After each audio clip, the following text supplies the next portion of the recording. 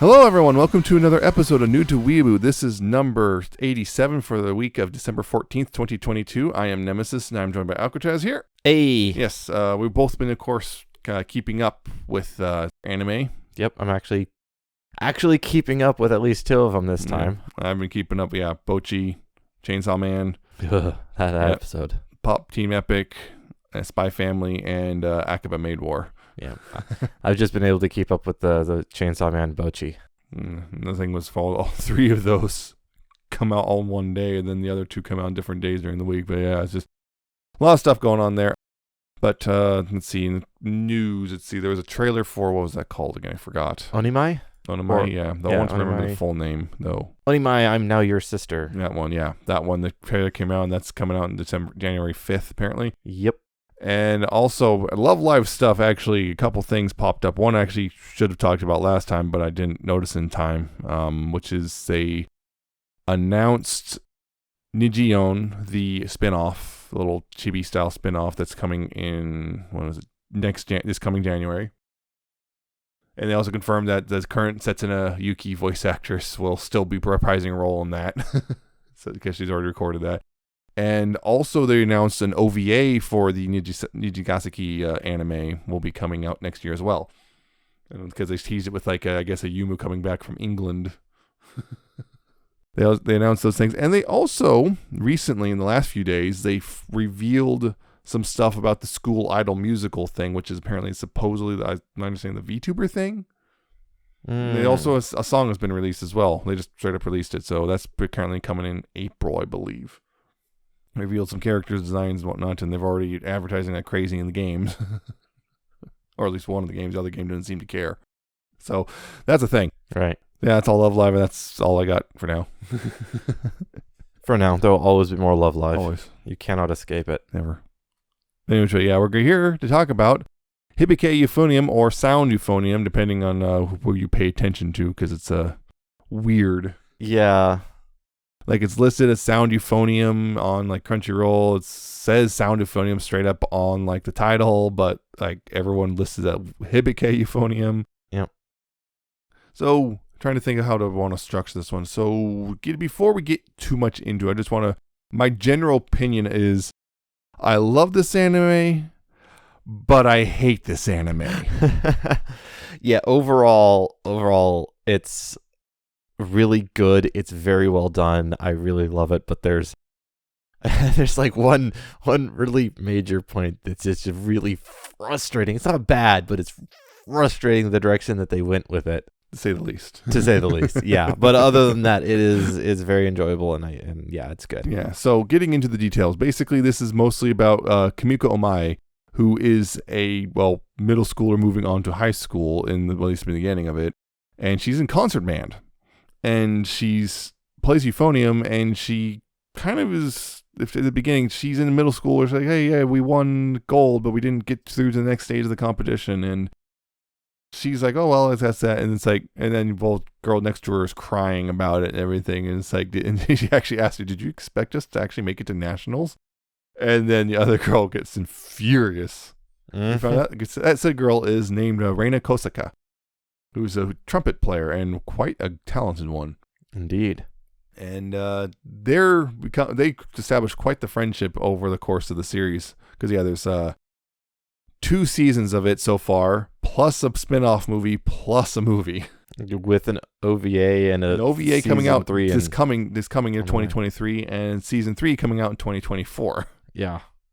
And all done by Kyoto Animation. Yes, them. Yes. So you also right there, it's beautifully animated. It is beautifully animated. Yeah. She winds up going into high school concert band, and at first she's kind of hell-bent on not playing euphonium again, maybe going back to trombone, turns out, because, kind of still a thing with her sister, because her sister played trombone. Mm-hmm. And then, gets kind of sucked into euphonium anyway, regardless, because that's just how it is. That's just how it is. Basically, by Asuka Tanaka, a third year who's a euphonium player, just kind of grabs her, and that's that. It's all over.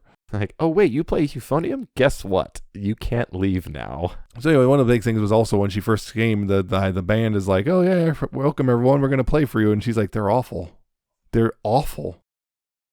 And then, well, then we also meet that there's a new advisor who's just, started at the school, Noboru Taki, who is, a music person, to say the least. Yes.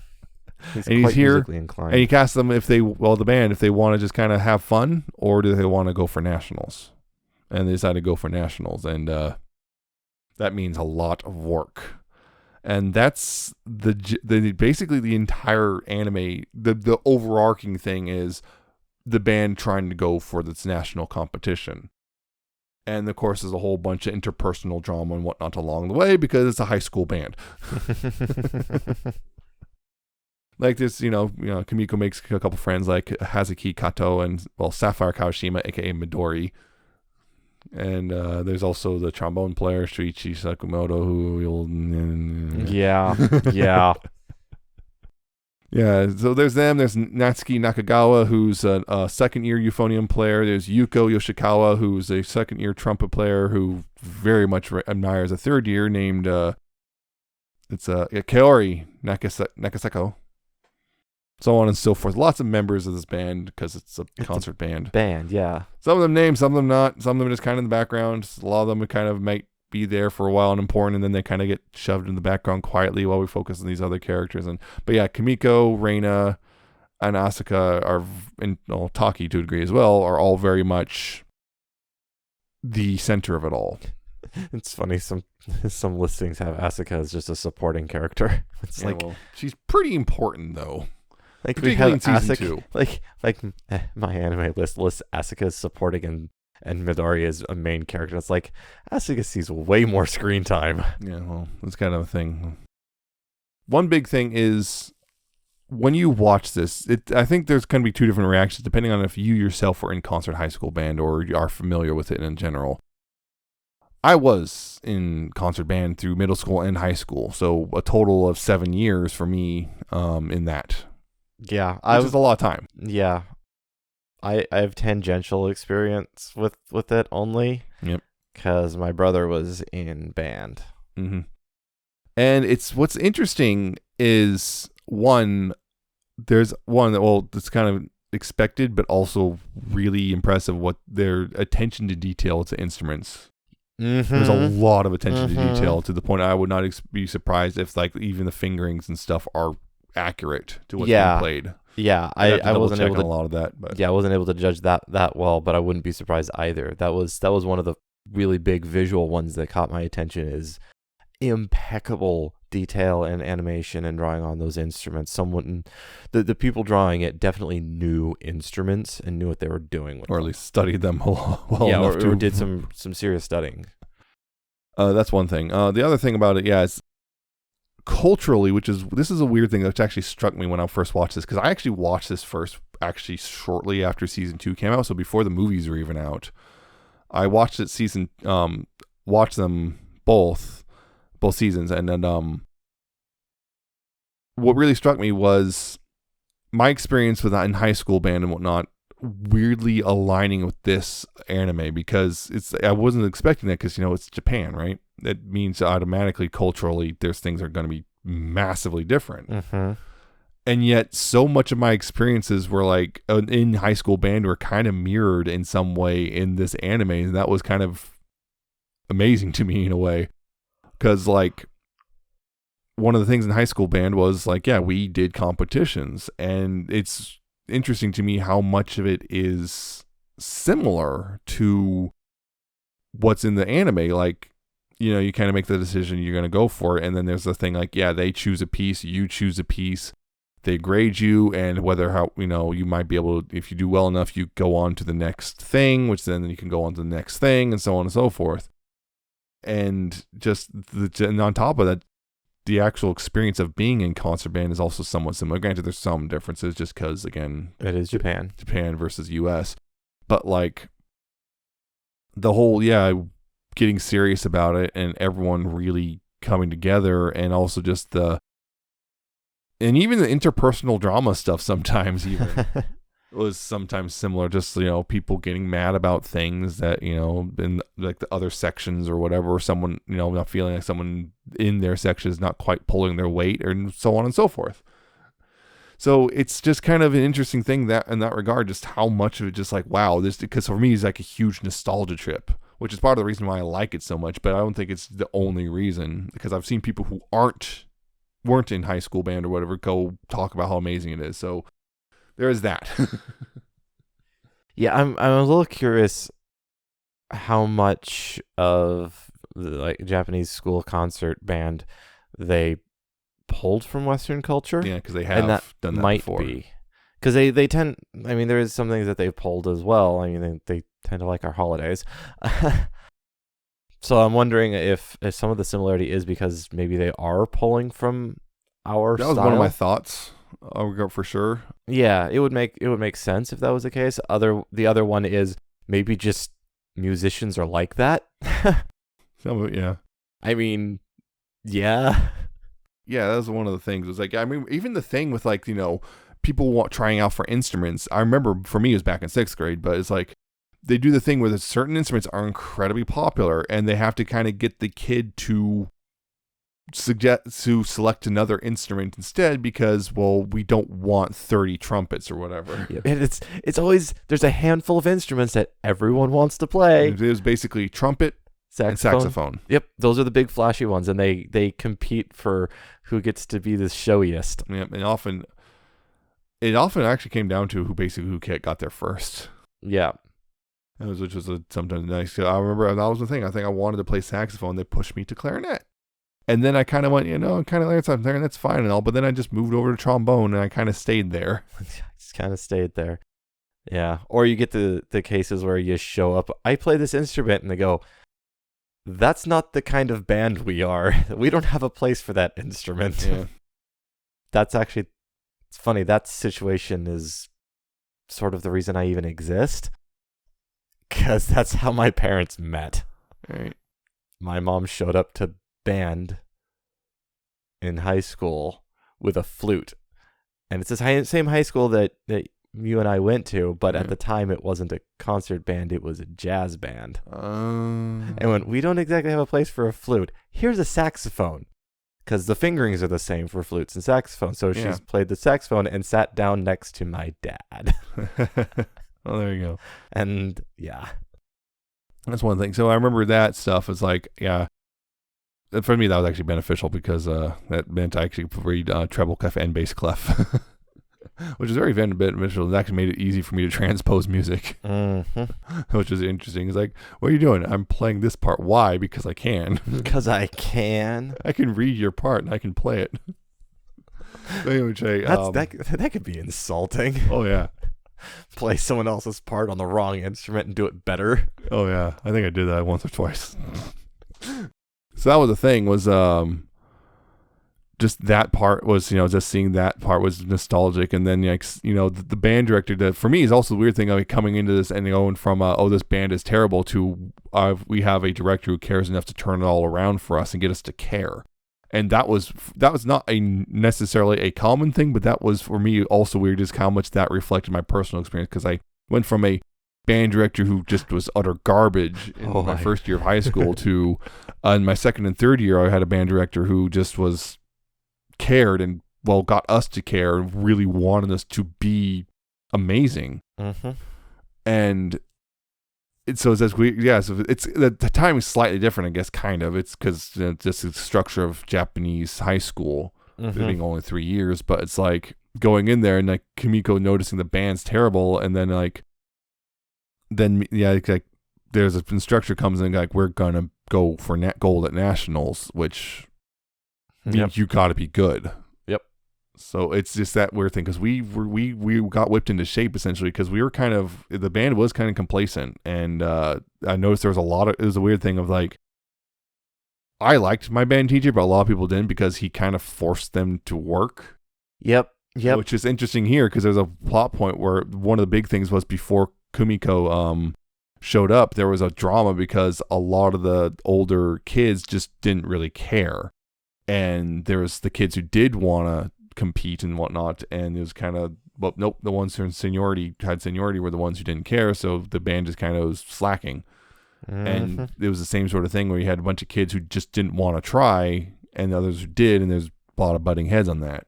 Yep. You use it as like a free period, basically. Yeah. Just goof around. Yep. It's a way, or for some kids, it's a way to skip gym.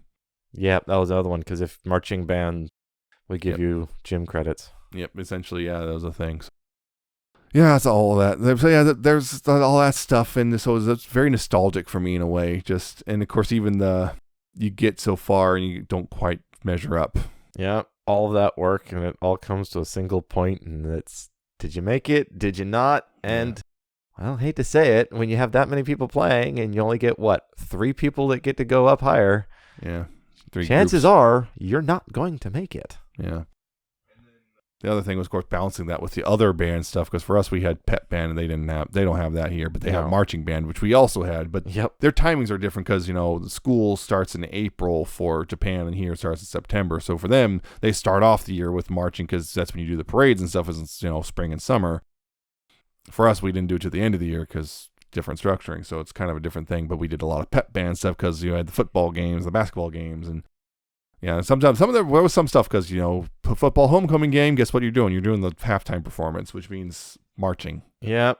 And it's cold and possibly raining, and you have to perform in that. I remember we performed homecoming one year, and it was raining. It was pouring down rain. You don't get to have your ponchos either. Nope, because you have to have the same uniform. You have to have your goofy looking uniform, and you have to go play out in that. And Yep. And they had the thing that they basically were told, use the ponchos to protect like the woodwind instruments. Do not use the ponchos to protect yourself. Yeah.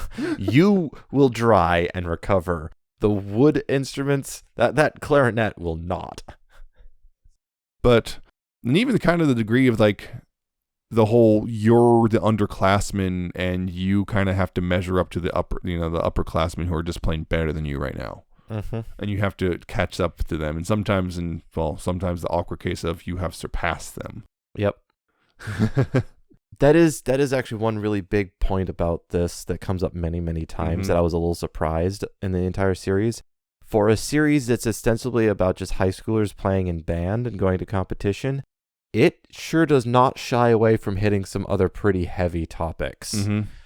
They really get into it. Like you mentioned, one of them, the living up to the seniors in front of you, or the weird aspect when you actually start surpassing them and how that can cause problems. Mm-hmm. But particularly in Japan, where it's like there's a very, very strong bias towards seniority. Yeah, with the whole Kohai respected. Senpai structure. So it's just ingrained into the entire school culture. Mm-hmm. Not just school culture, but all culture at culture, large. yeah. So yeah, where we don't really have that. We have an degree. Antagonistic towards each other, but not the. There's a degree of like you respect seniority, but like it's not as deeply ingrained or long lasting. Yeah, it's a very thin layer of, yes, they're the seniors, they've been here longer, you should look up to them because they kind of supposedly know what they're doing, but I just had that thing where it's like that realization I was doing better than one of the upperclassmen in my section. Now I went from I'm just here from middle school. Now I'm better than you, and I'm cool. I'm now getting first trombone parts, and you're getting second. And then you go, that's great for me, but I'm afraid he's gonna get mad. Yeah, that sort of thing. And so it's an interesting thing but that's the general thing about that. Just this band and the highs and lows of it all, including also the work you have to put in. Sometimes it's really frustrating because like you are playing the same 2 pieces over and over again. Oh yeah, so you're sick of them. Yep. But then later you actually realize, you actually genuinely enjoy this song. Yep. Yep. That sort of thing, and it's a thing that pops up a lot in here. But getting into I guess the granular thing of the characters themselves. Yeah. Kumiko, again, Euphonium player, and the thing about her is she's kind of a weird girl. To say the least. Well, I mean, you're talking about a band. Oh, no. They're all weird. But even among band geeks, she's kind of weird. Her whole thing initially, she's kind of didn't really care that much. She's kind of she had that weird. She was in that blasé period of just kind of like she's starting to lose interest in a sense. The magic of it is kind of gone. Because she started because her older sister Mamiko was playing trombone and she wanted to play with her, but her older sister grew up and stopped playing, and then she kind of was still playing euphonium, and but the magic was starting to go, and being in high school band kind of renewed in many wings. But part of it is also she as a character, she is someone who actually kind of easily figures out other people. Mm-hmm. But it's a point that comes up a few times. She also has a hard time bringing things up because she's kind of just content with just blending into the background and everyone just assuming she's just a normal girl. Then, of course, what happens sometimes she'll just open her mouth and ruin all that. Sometimes inadvertently, because sometimes the filter between her brain and her mouth just shuts off. She has a running tendency to, just speak her inner monologue without realizing she's actually verbalizing it. Mm-hmm. And sometimes for the better, but she is someone who easily figures other people out for better or for worse. Their worst aspects, their best aspects, and sometimes she'll speak that up. And often when it's absolutely necessary, as we find out several times, she has to tell someone the truth, even if it hurts. Yep.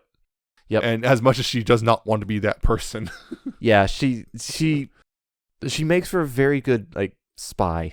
Mm-hmm. Unintentionally, a lot of the time she just happens to see things, but she, like you mentioned, she has that ability to really see through things and see past masks and whatnot for the most part, and then find the core of the issue and speak it when it really comes down to it, and she gets enough of a push, she gets right to the point and hits it right at the heart. But at the same time, till that point, though, the problem is she has that thing of she just wants to be liked, so she keeps her mouth shut. Yep. She just kind of goes along with the flow despite what's in her head, because it's just easier that way until eventually something breaks. And whoop. Until, something breaks or she gets pushed towards it enough, or it gets, hits like a boiling point or whatnot. Yeah. Now, she becomes good friends. Well, she has a really awkward time initially, because of what happened in middle school. She feels awkward about it. But Raina, the trumpet player, who is a driven, kind of serious person, and she is on a mission to become special. Yep. What the heck that means? It's kind of even by the end, it's still kind of undefined. But it's basically something to do with being really good at trumpet. Wants to change the world by playing an instrument. She wants to make her mark. Yep. Anyway, Kimiko is very dedicated to the point of she is somewhat kind of superficially polite, but she sometimes is also very blunt about her opinions. Even if it upsets other people, she doesn't really care. To the point of she doesn't really care about other people that much for the most part. Kimiko seems to be a weird exception. But beyond that, she's just she'll be blunt. Yep. When push comes to shove, but she'll be very polite until you upset her. Then she'll she'll just Raina will just say what she thinks.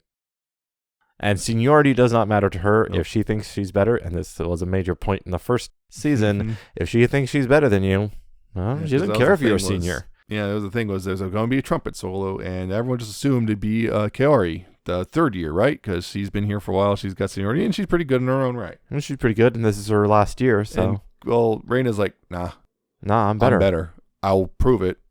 I'm better. And then there's a whole drama because people found out, Raina actually knew their teacher, Taki, before high school. They just assumed there was some sort of a nepotism of sorts going on. Favoritism in this case, yeah. And maybe a little bit of nepotism because there's some higher family connections too. Yeah. So they're less like, well, that's not fair. Why is the first year this is not fair? And then, we have to re-audition. And then, that weird scene was like, she blows everyone away with her version of the solo. Everyone has, as you could tell, everyone has realized Raina is better, but no one wants to vote to upset. Because there's a whole thing. They had the vote because at first it was just selected by the teachers, because there's a second teacher. I don't remember her name. Yeah, I can't remember her name either. But there's a second teacher who's kind of helping us. She's like the secondary advisor. Yeah. Anyway, they choose Raina. Then people bring it up and are upset about it because how dare you choose a first year over a third year? That's not fair. It's favoritism. What are you doing? And they don't believe it. It doesn't, despite assurances otherwise, doesn't matter. So they redo the audition just to, I guess, quell the anger. Yeah. So they re-audition, and as you can see, barely anyone votes. Only a handful of people even vote, and technically even Raina even loses the vote. But then Kaori just kind of gives in. She's better. She needs to do the solo. Yep. He's like, because you can tell everyone is awkward because I think it's that thing of like everyone's just expecting to just vote for Kiori when Reina blows them away. They just kind of are awkward. They just decide they don't want to be the one to vote the other way and get everyone upset at them. And Kumiko does. Yeah. She votes for Reina. Yeah. Kimiko votes for Reina. She said she'd be Yuko. She's willing to be the villain. Yeah, Yuko's the only one who really votes for Kaori. Well, and there's a couple others that there's like a weird thing of all the band. The vote came out to like basically 3-2. Yeah, it's like, oh, okay, I see what's going on. So yeah, those two wind up really having a close friendship, shall we say? Yeah, they get very close. Yeah, and that's a whole thing there going on there. Although season 2, Reina is kind of put in the back seat a little bit. Yeah, she is. Because it's Kimiko and Reina from pretty much season 1, and she's there and frequently, but she's very much kind of put in the backseat for large chunks of it. Mm-hmm. There's also Hazuki. She's kind of naive, a little flighty. Yeah, she's also an absolute beginner. Yep. Wasn't really certain, but she just gets excited, and then she buys a mouthpiece, doesn't even know what it's for. Turns out it's a tuba. So she starts playing the tuba. Yep. And can barely lift it at first. And she's kind of... She's got spirit. Yeah, she's got a lot of spirit. She's beginner, so she doesn't qualify, twice. But there's that whole thing. And then you got Midori/Sapphire. She's a contrabass player, and she's also from a rich family, and... she's great in the fact that she's got like one of the biggest instruments, and she's one of the smallest band members. Yep. But yeah, she's also... can be very blunt and opinionated sometimes, although sometimes other times she's content to be. The thing about the two of them is they're kind of the almost just the extra secondary friends, and they're there frequently in the first season, but by season 2 they're pretty much almost non-existent. Yeah, they're just in the background, which is weird because they're in the OPs both seasons, and then they're just kind of gone, and they don't really do much, honestly, except for occasionally try to keep pushing Kumiko to look at Shuichi, and Hazuki also has a crush on Shuichi, and that doesn't go anywhere because he turns her down. And speaking of, he's a trombone player who's a childhood friend with Kumiko until he insulted her in middle school. And then Kumiko's like, all right then, I wash my hands of you. God. Wish they could remember that one. Yeah, and then they dated briefly in second year, and then they broke up.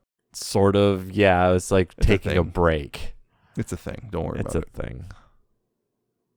So those are like a lot of those characters. Then you got like Natsuki, who's another Euphonium player who's kind of blasé and just kind of bored until she gets I guess a passion gets reignited. Yeah, I think she was.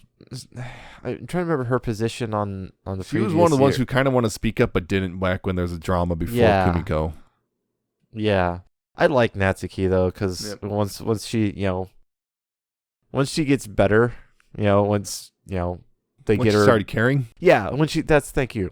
Yeah, when she started caring again, and they, I guess, reignited the spark. Mm-hmm. I like her.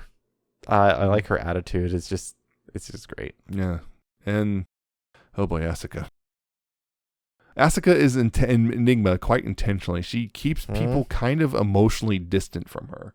Asuka wears many masks, and she's very good at doing so. Yeah, she, in a way, I actually argue she's very much the perfect foil for Kumiko in that sense. Kumiko is really good at figuring people out, and Asuka's really good at obfuscating who she really is. Yep. And so it takes Kumiko a long time to figure out Asuka.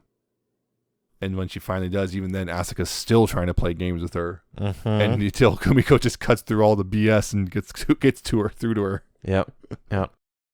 Because Asuka is kind of very secondary in the first season, but season 2 she becomes a huge deal. But we find out like her dad was a big Euphonium player, and her dad and her mom divorced, and her mom doesn't really like the fact her daughter is playing Euphonium, even to the point of accusing her practically of kind of rubbing it in her face in a sense, like you're just doing this to upset me.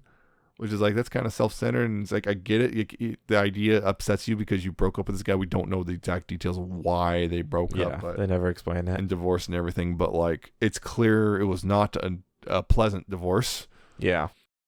And you could read between the lines, see the mother didn't really like the dad's Euphonium player or something, and like, the fact that her daughter is playing Euphonium just like her father was upsets her. And she kind of makes it about herself in the sense that like she sees it as a weird, I'm just doing this to make my mom upset thing. Mm-hmm. And even though it's clear Asuka genuinely enjoys it because she one day got a gift from her dad, which is a euphonium and some music. Yep.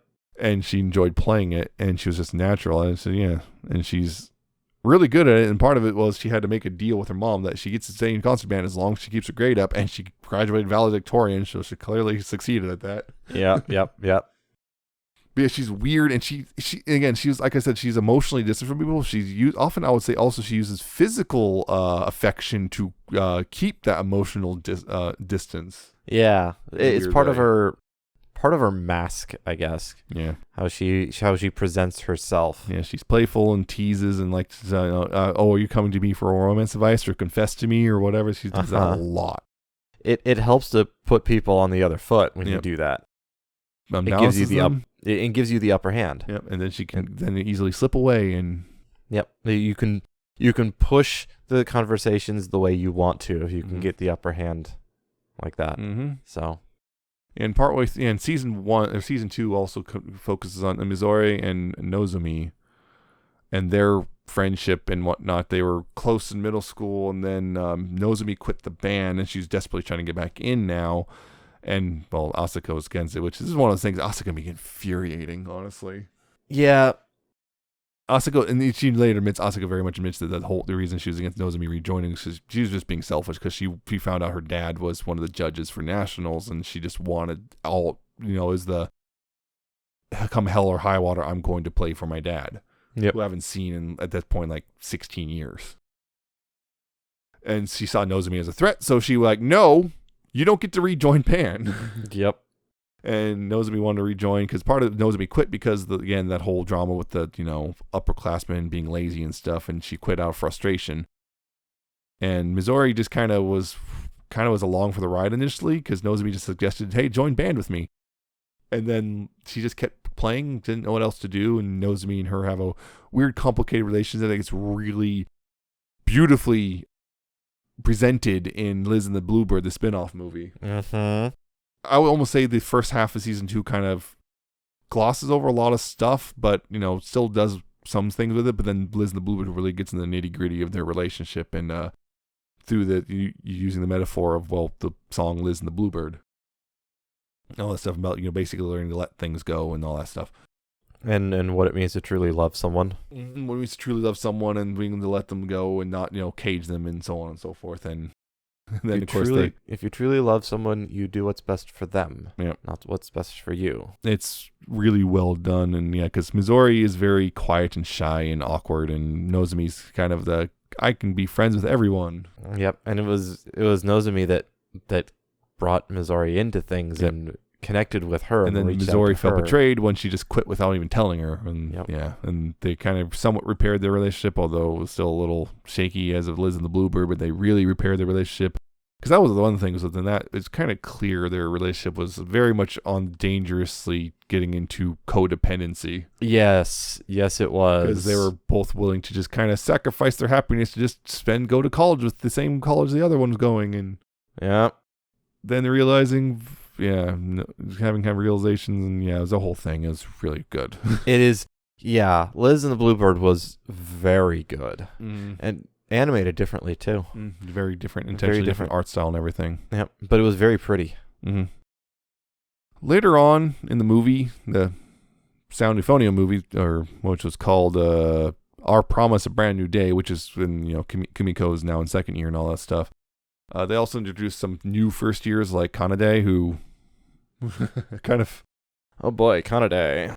Yeah, she's super polite, superficially polite, but actually kind of a cynical jerk in secret. Yeah. Almost at first, I almost feel like she's going to be actually turned out to be an actual problem. A problem, like as in, she's manipulating people. And she kind of was, but wasn't as nefarious as it initially seemed to be. Yeah, it didn't take long for me to not like her, but then at the end she got better once they found her reasons for doing what she did. Yep. But otherwise it was like, this person is throwing some serious red flags. Subtle, but serious. I am concerned. There's also a couple other people who they're there, and we got stuff like there was a tuba player who was like tall and serious about this stuff, but kind of felt a little put off by everything because how it was going on. And it's like they don't really have a whole lot to them, and I suspect we might get more later because again, story's not really totally finished. But as it is in the movie, they're just kind of very secondary. So like I don't want to really talk about it, but we only have so much time anyway. Right. There's a lot to go through. There's a lot of characters and a lot of things that are going on. Yeah, because one thing I've already glossed over a little bit is with Asuka and Kumiko, which is at the end of the Season anime. 2. Yeah.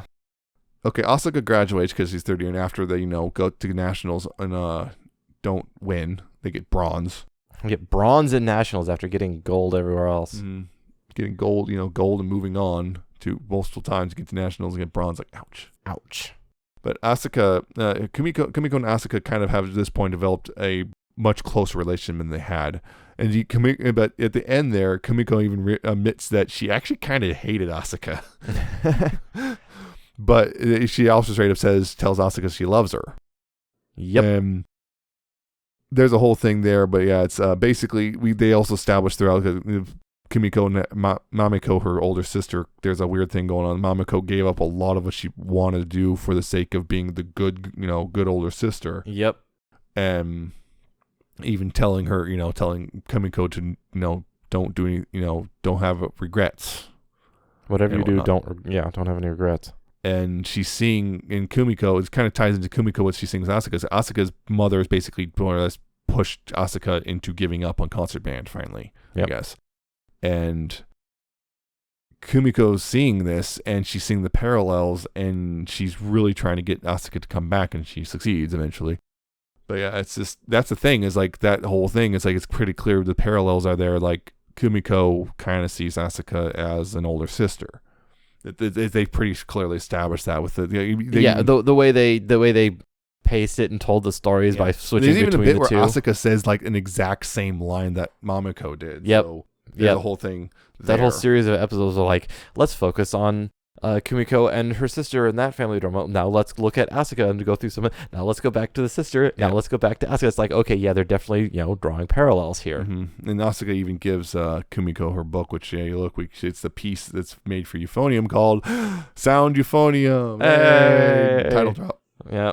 Point at the screen. And speaking of relationship stuff, boy. Reina there has a crush on Taki Sensei. Yep. Huge one. And although it's kind of not super prevalent in season 1, it's very prevalent in season 2. Yep. And she confesses to him twice. Twice. The first time it was kind of easily played off as not a really, as something different. The second time she went for it and kind of got softly rejected. Yep. Thankfully, goodness he rejected her because that would have been weird. But yeah, and that's one of her big focus. She's again very stubborn and focused, is being special and also Taki Sensei. Mm-hmm. And so that's a thing in season 2. So that gets into Taki and his ex. Yeah, wife. He had a ex-wife who kind of died and is sort of the reason why Taki's doing what he's doing. Yeah, she was an alumni of this school, their Katauji High School. Her goal was to become a band director and win at nationals, and then she died, so Taki is now basically taking up her mantle, and that's why he's there. So the whole thing with Kumiko and Reina. So we've been talking. We haven't really mentioned this all. We've been dancing around it. Big thing, which is their relationship, and particularly in season 1, doesn't scream platonic.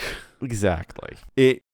There's the point where like a lot of people have blatantly said, and without any hint of kidding around or anything, a lot of their interactions are basically there is no heterosexual explanation for this. Yeah.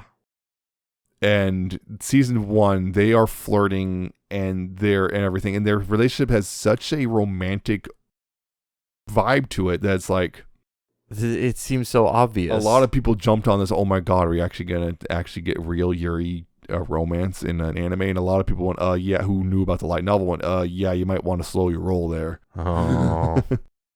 Because Kyoto Animation took some liberties. If you look at the light novel, their relationship very much just reads platonic.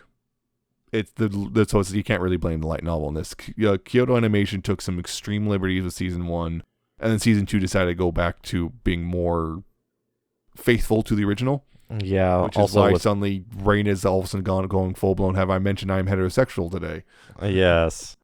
And then also that's why Kumiko starts dating somewhat sort of Shuichi. Yeah, that's a whole thing there. And yeah, and that happens in the movie. This is the reason why I hate this anime, because it feels like we got the rug pulled. Everyone's cited this as in recent memory as probably one of the single worst bits of Yuri bait they have ever seen. Yeah. It's genuinely pretty bad. Yeah, it's like the entire season worth of, hey, they might, these two are really close. Yeah. It's season worth of, this is blatantly romantic. There's no platonic explanation. Yeah. Season 1 had that, and then season 2, all of a sudden, now Reina's, super into the teacher. Mm-hmm. And then at the end, we suddenly get, actually, Kumiko might be into Asuka. We're like, okay, that kind of out of the woodwind there. And then that doesn't really go anywhere. And then the movie, nope, Tsuchi. The childhood friend is back. And it's like, really? Which is one of those things I would actually... The way that the anime does it, it kind of accidentally makes kind of a bad writing scenario, which I'm not sure about the light novel. It could be very different because, again, they did take liberties. But what's going on there is, so like you got stuff in the season 1. For one, you got the was it the I think it was the ED or was it the OP? But anyway, you had the Kumiko and Reina being connected by the red string of fate, which I know is not necessarily romantic, but typically is understood to be romantic. Yeah, but there's so many scenes in the freaking... Oh. That too, well, one thing. But yeah, there's like stuff like they're hiking up a mountain together, carrying their instruments, and like Reina's shoes are digging into her heels and starting to cause them to bleed. And Kumiko poses out, and Reina goes, I don't mind pain. And Kumiko goes, that's pretty hot. Stuff like that. And then, of course, the infamous, this is my confession of love, Reina talking to Kumiko. Yep. Saying this is my confession of love. How the hell else are you supposed to interpret that? I mean, there's other scenes. I think there was one where Reina like traced her finger down Kumiko's face, down to her lips. Like, yeah, there's a lot of stuff like that. There's a lot of stuff like that. And then in season 2, like even season 2 still had a couple of them, not as extreme, but like there's even the one where Reina finds out that Taki was married at one point.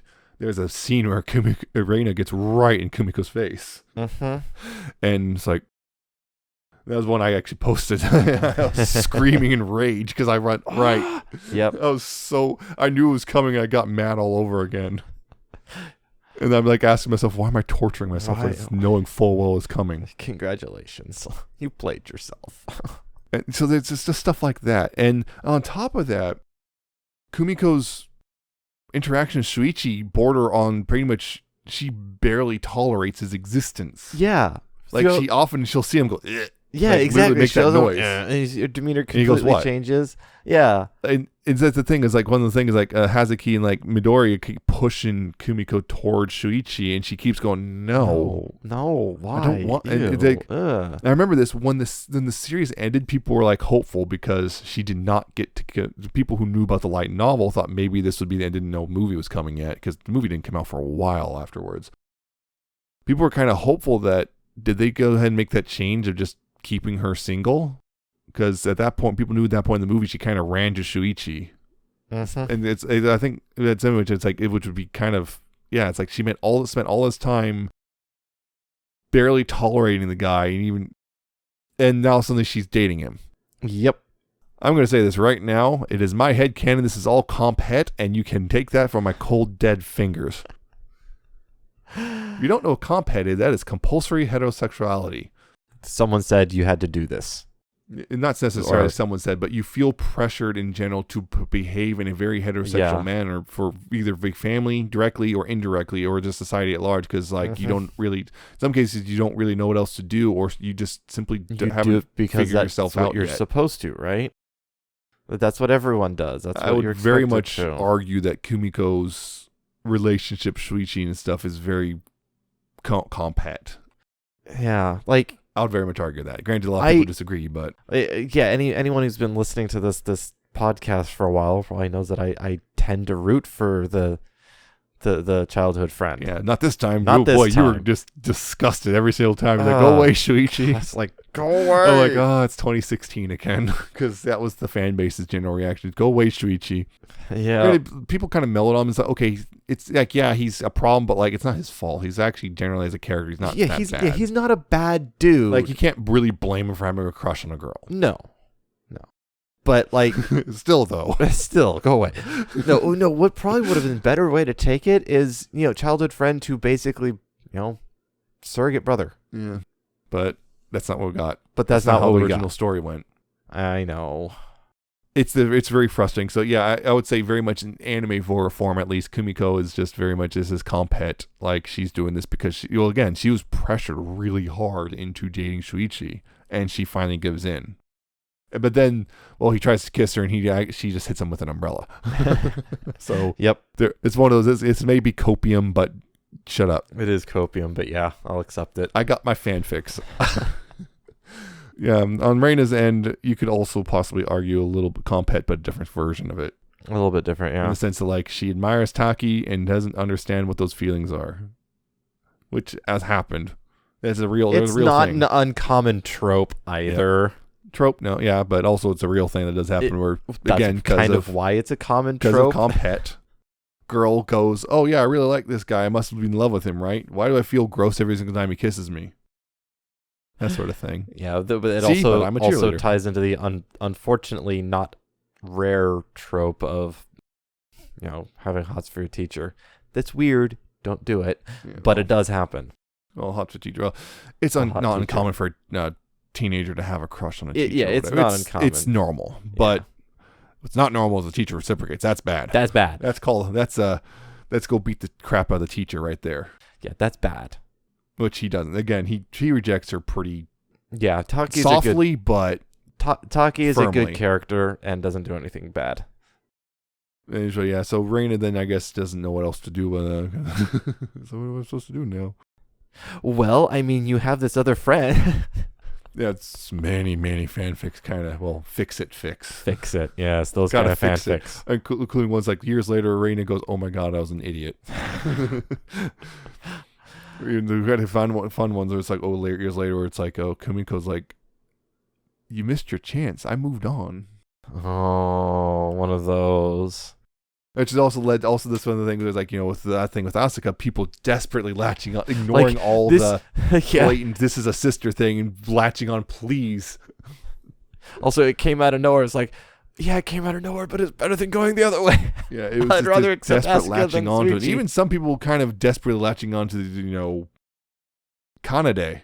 Even. Again, desperation. Oh, that is desperation. At least in the beginning of the movie. The good news was, people had like Natsuki and Yuko, because a lot of people like to ship those two. Yeah, although, That's I the mean, classic Yuko really liked tsuneres. Kaori. People like to put Haruka, Kaori, and Asuka in some combination sometimes. And there's stuff like that. And of course, Nozomi and Mizori, because... Yeah, particularly Liz and the Bluebird really pushed Oh, that. A yeah. lot of people kind of abandoned Kumire, which, the ship name. All right. It's like, Abandon that because, look, this is better. This is something, we got something more tangible here now because we don't have any straight nonsense. yeah. So Yeah. that was a whole thing. This is why it's like I love so much about it. The nostalgia, the actual concert band stuff was amazing. And generally the plot itself and the interpersonal stuff is actually really well done. Yeah. Except for That one piece, and it's unfortunately kind of big, but the it's. Kumiko and Reina thing is just, I felt like I got the rug pulled out from under me a there. lot It's of like, people did. Going back and looking, so many people were so happy after season 1 was over and like, man, this is so great and stuff. And then you see as season 2 goes along, the realization starts to sink in and they'll no. And then when episode 11 aired and 12 and just the life is gone. The soul was sucked out of the people who watched it. And it's like, are you kidding me? Why Yeah. did you do this? How Why could you would do this to me? Yeah. But otherwise, it's still really good. Yeah. It's just that one spot is just frustrating, and Alas. yeah. So there's still the people kind of huffing the hopium of, well, maybe they'll do some more.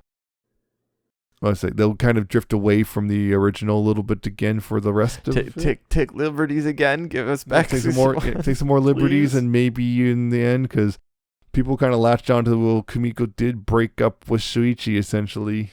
There's hope, right? There's hope, right?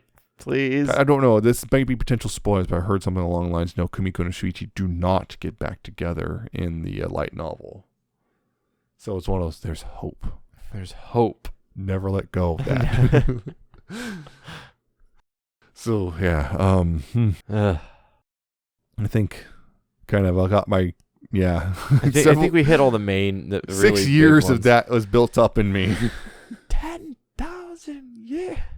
Got that out. That out. Just, it's just, because that's the other thing. Kumiko and Reina have such better chemistry than Kumiko and Shuichi. It's not even funny. There is no real chemistry between Shuichi and it's nothing there. It's Kumiko. just awkward and weird, and it's awkward. Yeah, it's just.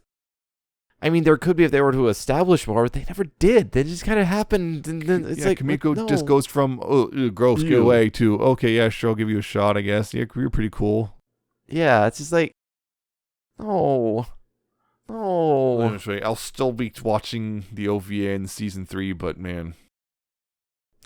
It'll always be hanging in the back of my head how I got baited. Unless there's a payoff. Please give me a good payoff, because I know the light novel does not end the way I'd like it to. Because again, the light novels didn't really play up any sort of romantic thing, as far as I know, between Kumiko and Reina. But yeah, it was good. I'm still impressed with the instruments. How well they did. There's all a lot, and the music, of course, itself. Of course, the music amazing. is good. I mean, it has to be Not good. just the entire thing is about music. They actually took the time to do the whole. Yeah, we're just gonna play the pieces in full. Yeah, and it's great. It is. It's absolutely amazing. But also on top of that, the other just general background music was often great. There was one fun bit. There's like in like season 2. There's like they had the when they have the opening thing where it's like the previously what happened previously. Before the OP kicks in, often the music is like, this reminds me of the 90s when you'd have the TV thing telling you the schedule for the next couple hours. Oh yeah, it's just that brand of early 90s smooth jazz. And you who grew up in the era knows exactly what I'm talking about. Smooth jazz. I'm slipping out of this chair.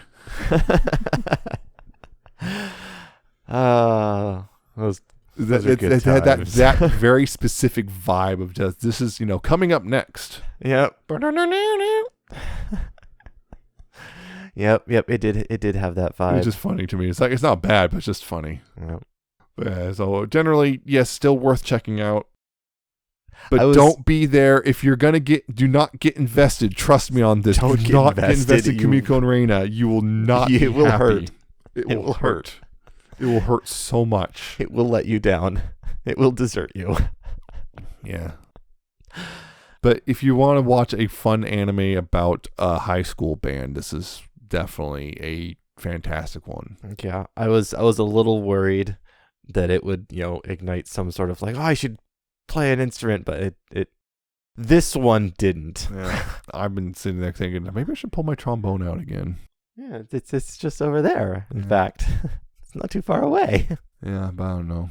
I don't know. I absolutely, I love music. I always have. But, and while I love brass. I've never thought of playing it. It's just me playing a brass instrument isn't there. Strings, on the other hand, maybe. That's a different story. But we only got one string player. Well, we got another one in the movie. But yeah. That was it. It's probably all the stuff we kind of gloss over because there's a whole thing about the weird mascots with the instrument mascots, but they're kind of. Oh yeah, that's not a big deal. But yeah, I just remember it was just an icebreaker. In the first couple I just episodes. thought it funny about Kumiko and Reina having a conversation, and Kumiko looks over and she sees they have Euphonium-kun, I guess, and there's now Euphonium ones. And you go, oh my god! Yep. And she just completely. And Reina's like, hey, what? Hey, you're talking. Hey, you're talking. What were you saying? Hey, oh, because Kumiko just baylined. Yep. Hyperfixation. Yep. I know how that goes. Yeah, so anyway, it's great, but It's great. God, But frustrating in some places. still mad. I'll probably Still mad. always be mad about it. Always stay mad. I guess that's it for this one, though. I hope you enjoyed. And if you did, you can check out other episodes on newtoweeaboo.libsyn.com. Spelled Libsyn. You could check us out there and subscribe to RSS feeds there as well. And you could also find us on other places such as Apple Podcasts, Google Podcasts, Spotify, YouTube, and Amazon, I think, music or podcasts. I'm not sure. They changed stuff. Somewhere there. But anyway, you can search for New to Weeaboo in any of those and subscribe to any of those, and you'll be good to go. You can also email us at newtoweeaboo@gmail.com if you have questions or comments or anime recommendations or whatever. Is there anything similar to this? I haven't seen any anime really. Well, there's a couple music-based anime kind of with concert band stuff, but like, Concert band stuff? I can't think of too many. But if there's anything similar that's, not your line, April. I've heard, you've told me things about that one that part of me still wants to watch it. Yeah. I guess it's that. But yeah, just internal anime recommendations. Why not? We may get to it, may not. We already have it on the list. Who knows? But there's that. You can also follow us for now still at Twitter or at New to Weeaboo. Things are still surprisingly still going there. Yeah, it survived the World Cup. Yeah, it survived. We'll see. It's getting a little worrying, though, what's going on. Yeah, more and more stuff keeps coming out. So we'll see. But yeah, there are also still our personal Twitters. I'm at Nemesis Prime 1. He's at Alcatraz17_ at the end. I still do your Transformers views. He still retweets Teto and other Vocaloid-ish things. Yep. So that's it for this one. Tune in next time. It'll still be December, and we'll be talking about Brand New Animal. We're finally getting to that. Yeah, that one. It's been around for a while, and definitely also have things to say about that one. So we'll see you then. Hope your Christmas celebrations and other holiday celebrations are, going well, and bye. See ya.